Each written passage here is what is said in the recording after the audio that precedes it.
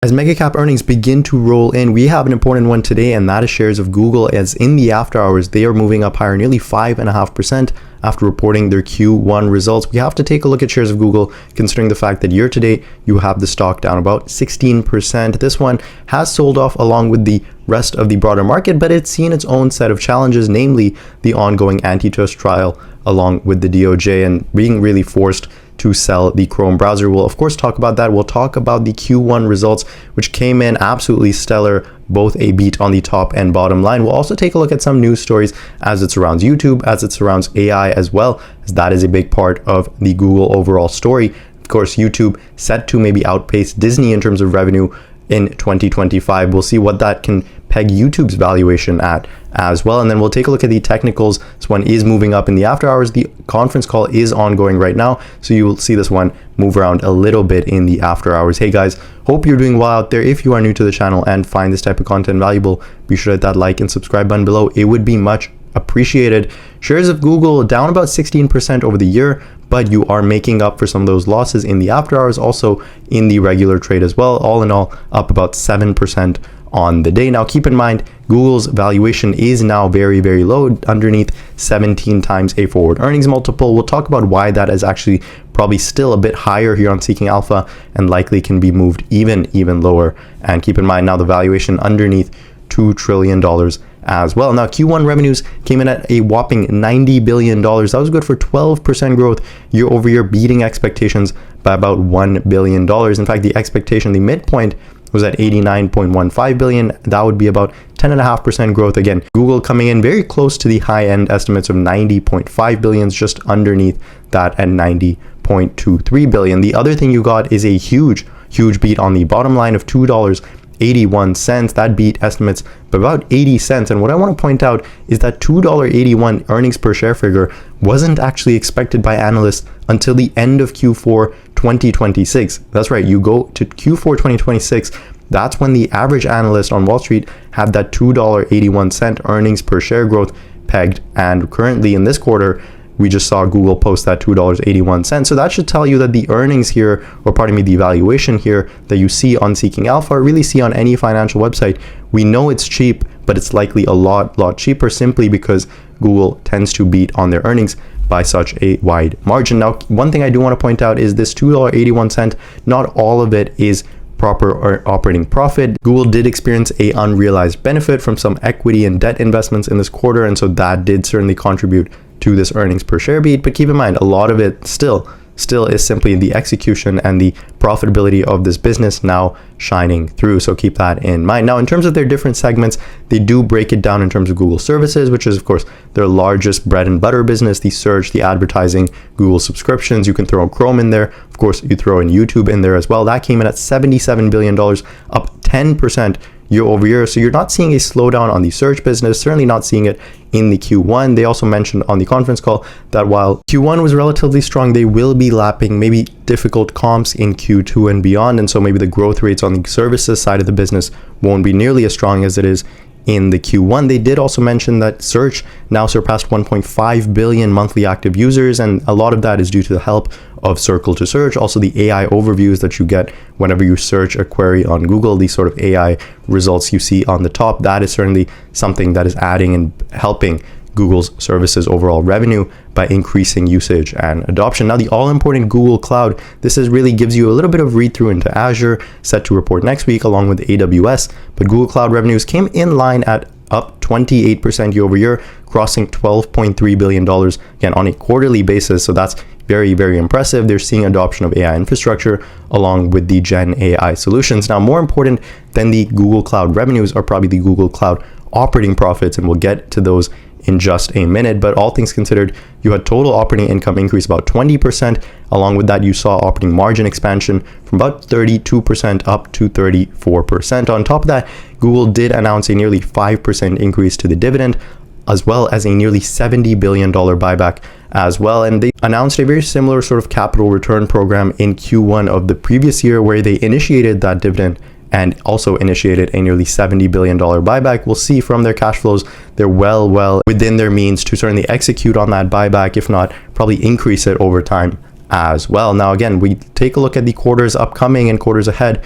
over at Google, and you're expecting this company to continue to grow in the high single digits, maybe low double digits. We saw they grew 12% in the most recent Q1. Expectations for Q2 are about 10.5 to 11%. Certainly, if they can once again come in close to the high end, about $95 billion, well, then that'll be impressive. There have been some news stories along the lines of Chinese advertisers pulling back from spending on Google, especially amid the tariff. So we'll have to see how that impacts Q2 revenues and Q2 services revenues. But my guess would be that you would have other advertisers sort of fill in that spot here in the US, here in North America. And in fact, you actually might get better ad rates for those advertisers than you do for Chinese advertisers. So something to keep in mind, maybe that pullback in Chinese advertising certainly won't be felt. And if there is an overall slowdown in the economy, well, then you'll likely have an overall slowdown in advertising as well. Now, of course, the elephant in the room as it relates to Google is the ongoing DoJ trial as it pertains to their Chrome browser and being possibly forced to sell it. So we'll have to certainly wait and see what the DoJ trial comes out to. And of course, if Google is forced to sell their Chrome browser, they'll likely take it to court, and that sort of situation will last many, many weeks, if not months. My take on the whole situation is certainly I don't think it's good for consumers at the end of the day if Google is being forced to divest away from Chrome and being forced to sell it. I think the hardest thing for me to understand is this trial coming at a time where Google is possibly facing the most competition they have ever faced, and saying that they're now a monopoly in terms of having Chrome and having a monopoly on search probably is coming at the worst time, considering the fact that you have OpenAI, you have Perplexity, you have Anthropic, you have tons and tons of other LLMs trying to take over the search space. You also have tons and tons of other browsers as well. And so on one side, you're trying to have the DOJ label Google as a monopoly in terms of advertising and search. But on the other side, you have Google saying that they're facing the most competition they have ever faced, especially in terms of LLMs and competition from AI search engines. Now, one interesting thing was that an OpenAI executive did show interest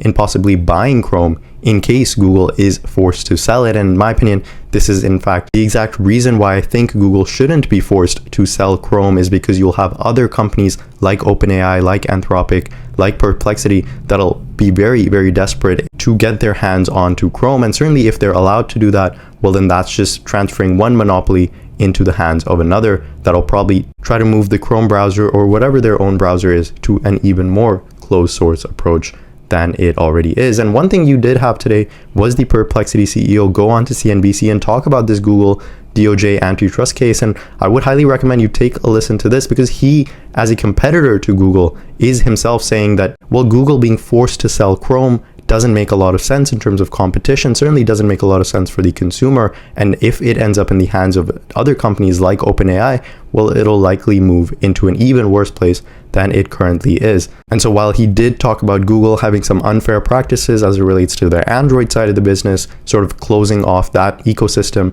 he did actually have a take on the DOJ case as it relates to Chrome, and said that it would actually be a mistake if Google is forced to sell off Chrome. Let me know your thoughts on that in the comment section below. I certainly don't think that would be good for consumers using Google's products. And well, as it relates to Google, their services side of the business will take a huge, huge hit probably if they are forced to sell off the Chrome browser. Now, in terms of YouTube, that's another side of their advertising business that is absolutely dominating TV viewership, as that has now captured about 12% of the overall TV viewing time in the US at least. And one thing I did read was that it's on pace to surpass Disney in terms of overall revenues for 2025. And that'll put it roughly at about a $500 billion market cap in terms of a valuation for YouTube alone. And keep in mind, all of Google is about $2 trillion when you apply about basically a $500 billion valuation on YouTube itself. Well, then that shows you the sum of the parts valuation over at Google is actually very, very large. And when you begin to factor in other parts of their business like Waymo, well, then that $2 trillion valuation certainly doesn't look too large all in all. And then Google Gemini's monthly active users also nearly quadrupled over the last 6 months to about 350 million monthly active users. Just back in October, they were averaging about 9 million monthly active users, daily active users. Now that is catapulted up to 35 million daily active users as well. In comparison, ChatGPT has about 600 million monthly active users, so still about nearly twice as much as Gemini. Along with that, you have Meta AI up at nearly about 500 million monthly active users. So look, Google and Google's Gemini certainly is seeing competition in this space, but they are certainly growing into it as well, and they are holding their own in that regard as well. Now, in terms of their different business segments, I mean, it was a phenomenal quarter over at Google. Total advertising revenues came in at nearly $67 billion. You saw good growth on YouTube from about 8 billion up to nearly 8.9 billion in the most recent quarter. You also saw growth in the search. You did see slight declines in the Google network business. That went from 7.4 down to about $7.3 billion.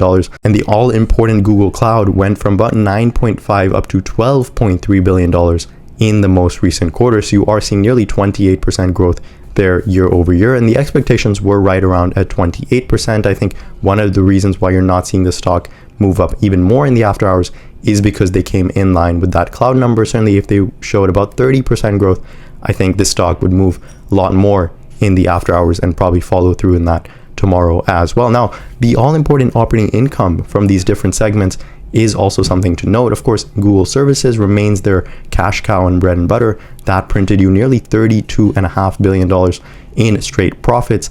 But what I want to point out is the Google Cloud business, off of 12.2 in top line revenues, nearly $2.2 billion of that was straight operating profits. And when you compare that to same time last year, I mean, it shows you the rapid amount of profitability growth that the cloud business over at Google is seeing. I mean, last year, if you take a look at the operating margins on the cloud business, it was underneath 10%. This year, closer to 20%. So just over a year, and your operating margins on the cloud business basically about doubling year on year. So that's, again, very exciting to see if you are bullish on Google. And they also mentioned in the conference call that they are still seeing very high demand for the cloud solutions and their AI offerings on the cloud segment. And then they also continue to bleed a little bit of money on the other bets and alphabet level activities. These are sort of their moonshot projects. I think you can likely throw in Waymo somewhere in here. They're certainly losing money on that, but if you can eventually get Waymo, which is already doing about 250,000 paid weekly rides, well, if you can get that to scale up over time, well, then that can add on to another segment of Google's overall revenues. Now, in terms of the statement of income, I mean, looks absolutely phenomenal. You bolted on about $10 billion to your top line. You went from 80.5, call it up to $90 billion in top line revenues. Your overall cost and expenses went up just about $4 billion. So did a very nice job controlling your costs, especially on the sales and marketing side. There you drove down your cost on a year over year basis. What I do want to highlight is they did see a one-time sort of unrealized benefit from some equity investments, and so that's why you see your other income go from 2.8 up to 11.2 in terms of a gain. And so I would actually pay more attention to the operating income in this quarter. It went from about 25 billion up to, call it, $30.6 billion from straight operating income. And you also see the shares outstanding begin to tick down. This company is executing on the buyback. They had about $70 billion of buyback last year. That's what they authorized this year as well. Now, in terms of the cash flows, it's a bit easier to see here how the quarter exactly went over at Google, considering you have that 34.5 billion in net income, but then you get to strip out, or rather you have to strip out that gain on the debt and equity securities, which is pretty much unrealized. And so you strip that out, and so you get to operating cash flows about $36 billion. So last year you were at 28.8. This year came up to 36 billion in operating cash flows. Again, that's on a quarterly basis. So what this company does is they spend about 17 billion on capex. The company did reaffirm that nearly $75 billion full year capex spend, and they're certainly on pace to do that, as you would expect a slightly larger Q4 in terms of capex. And so they'll likely come in very close to that $75 billion full year capex figure. And so that leaves you with about $20 billion of free cash flow in the quarter. You take this 36, you subtract off nearly 17 billion of capex, you're left with close to $20 billion of free cash flow. And with that, they buy back nearly $15 billion worth of the common stock, pay out that $2.5 billion dividend as well. And then the rest, they sort of have to manage their stock-based awards as well. So all things all, you were flat on a cash basis in terms of the most recent quarter. The CFO doing a very nice job managing the cash flows in and out of the company. And again, nearly $20 billion of quarterly free cash flow gives you that ability to execute on that buyback, which this company certainly is. And they'll likely continue to accelerate that as the year progresses. And then in terms of the balance sheet, I mean, you have absolutely nothing to worry about here.